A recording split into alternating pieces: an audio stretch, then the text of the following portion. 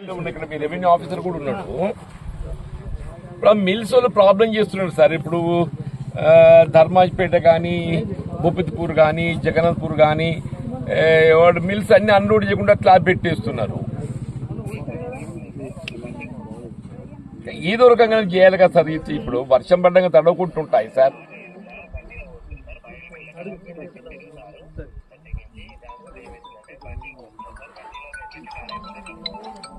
మరి లారీలకైతే మనకు అన్లోడ్ అయితే చేయాలి కదా సార్.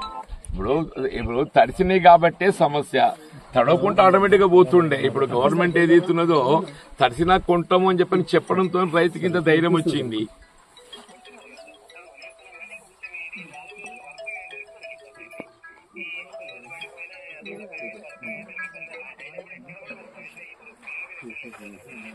ఇక్కడ సార్ ఇప్పుడు బోర్నపిల్ల బాగున్నాయి సార్. బోర్నపిల్ల ఇంకా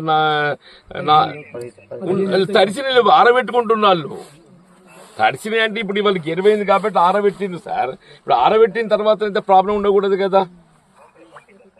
ఇప్పుడు ఆరబెట్టినాక ప్రాబ్లం ఉండదు కదా సార్. ఇప్పుడు ఆరబెట్టిన మాయిశ్చర్ కూడా మనకు 17 వస్తున్నది.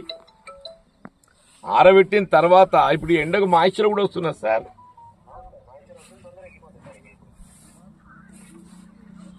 ఇక్కడ పాపం రైతు బాగా ఆందోళనతో ఉన్నాడు సార్.